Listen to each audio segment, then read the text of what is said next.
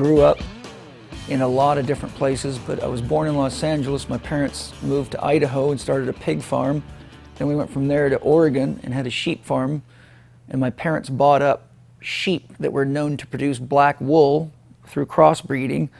And we took a whole cattle truckload of sheep and we immigrated to Vancouver Island, British Columbia. So I got there when I was 12. I lived there from 12 to 22. Then I moved to Florida and joined the Army in Florida.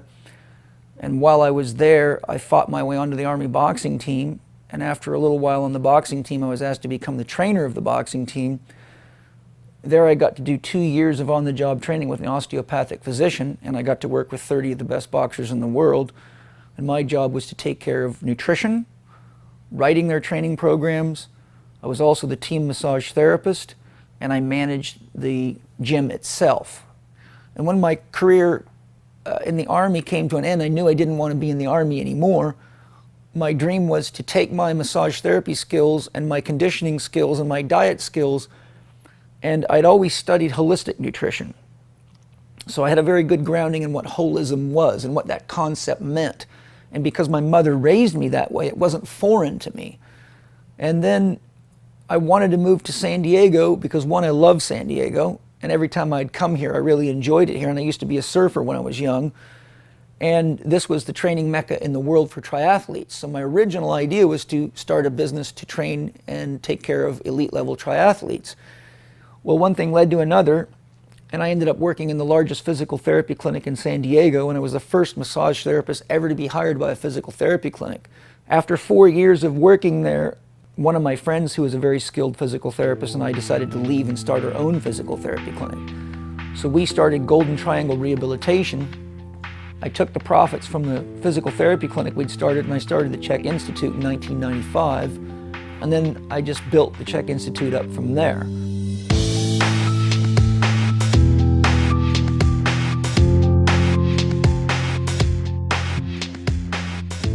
It wasn't an easy go at all in the beginning of the Institute. For the first 2 years I was teaching seminars, I lost $131,000. So I got some bad business advice and was told I needed to file bankruptcy, which scared the hell out of me, but I hired the best lawyer and the best accountant I could, and they both made that suggestion to me, which resulted in a very, very challenging journey. So by the time I met my wife, Penny, I was flat broke. I was going through a bankruptcy, and Penny has a master's degree in biological anthropology, a master's degree in exercise and sports science, and a master's degree in business administration, an MBA. So she was my dream girl. She allowed me to focus on what it is that I really do, because I don't enjoy business. It was sort of like torture for me. I like to teach and I like to share. I don't like to get involved in issues of money and all that stuff. It's like two different kinds of mind, and it's like living two lives at once. And I've watched a lot of therapists collapse trying to do that. So my career unfolded like that, and my wife was really the one that rescued the Institute and put life back into it. But that said, we've both had to put up with a lot of challenging, scary times where it was hard to meet our overhead and pay our staff and our instructors, and so we've had to give up a lot of sacrifices. Penny and I have gone without paychecks for months and months at a time, just barely surviving to keep the Institute going. But, you know, I've always trusted the universe and known that if it was meant to be, it would be, and here we all are, and we've created a pretty big movement. We've got over 10,000 Chek practitioners floating around the world now, so I get motivated by all the letters I get from all over the world from people. It was almost as though the universe wanted me to know that it's not about money, it's about the mission.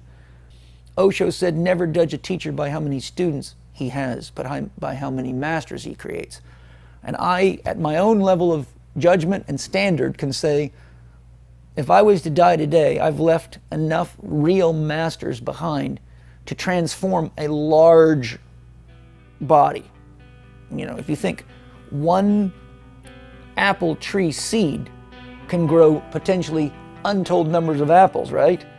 Well, to me, each one of them is a seed with enough seed knowledge of the authentic things we need to know to live a full life that they will continue the work that I started for a long time after I'm gone. That is what makes it worth it for me. That's where the medicine is for my soul. That's what keeps me going.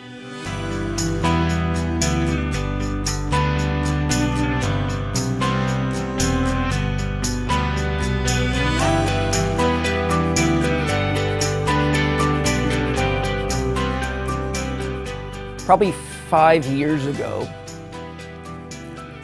one of the things that kept coming up over and over again with people that would look at my system or were studying it is that, God, 7 years of training, man, it's so deep and so complex. And, you know, to be a Chek practitioner isn't just to do what I say to do and go repeat it. My whole philosophy is you cannot give what you do not have. You can't do emotional counseling until you've healed yourself to the degree that you're more healthy than most of your clients. I say, if you're not at least one arm's length more developed than your client, you're not a teacher, you're just getting lost with somebody and you shouldn't charge them for that. So because of the sort of the stigma out there that studying with Paul Chek is not easy. You know, it's not like just going to school. You got to do your own work, and it can be like getting rototilled, you know. I had to figure out a way to synthesize my teachings into a formula that was easy for anybody to understand. And so, as usual, I went and had a nice chat with my soul that day. I was told not to sit, but to go for a walk in the hills. So I picked up a notebook, and my soul said, write down 1, 2, 3, 4. So I did.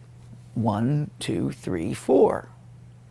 And my soul said, Paul, the most important thing for you to do to help anybody is to find out what it is that they love more than they love their pain, more than they love their drama, more than they love their little story that isn't working for them.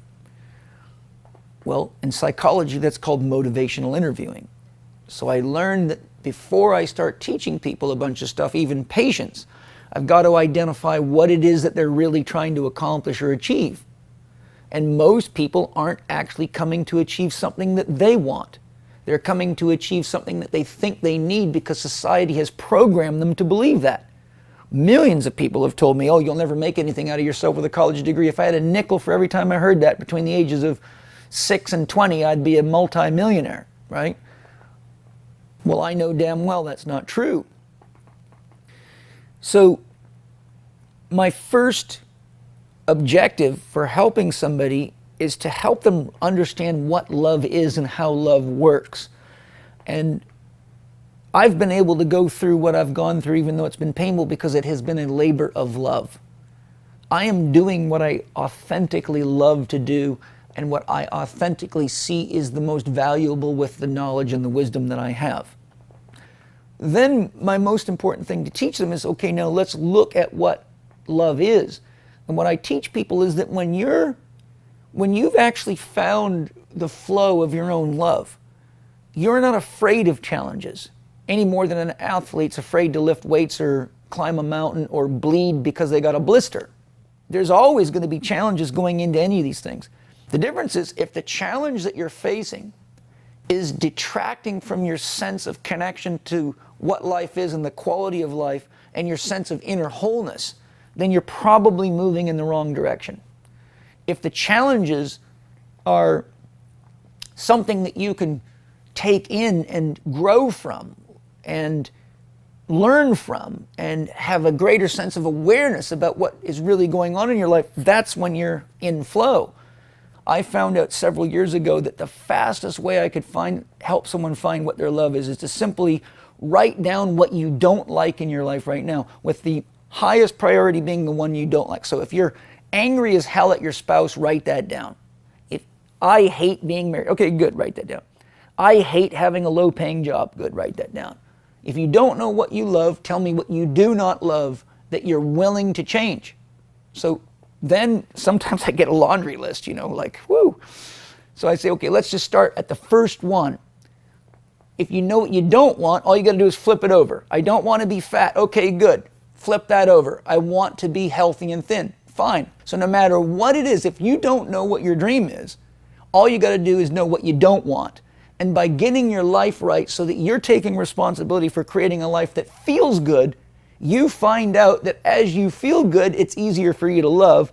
And as it's easier for you to love, it's easier for you to be still inside and accept that there is love everywhere in the universe. And that process ultimately is like climbing an invisible ladder, and all of a sudden you wake up one day, bang, I know what I want to do. I want to be a park ranger, or I want to be a school teacher, or whatever it turns out to be. But that process is absolutely essential. Otherwise, you can think you've got a love, like a lot of men think they've got the love of their life just because their new girlfriend has a nice backside and pretty boobs and they have wild, passionate sex. But as I say, there's sex and then there's 23 more hours every day. So if you're just flirting with your loves, they will be like girlfriends. But if you're honestly interested in making a life that's fun and enjoyable to live, and you don't know what you want to do, all you got to do is go through the process to take the reins of your own life and create a life that's enjoyable no matter what you do. Being a mechanic, being a school teacher, being a scientist, being a farmer, I don't care. Most people can learn how to find their legacy just by taking responsibility for their own life and going through those steps. And once a person does that, it's as though their inner self is sensitive to their life path. And they don't need to be pulled around or pushed around like a puzzle piece or a checker on a checkerboard. They just feel the draw, and then off they go. And I get to watch that.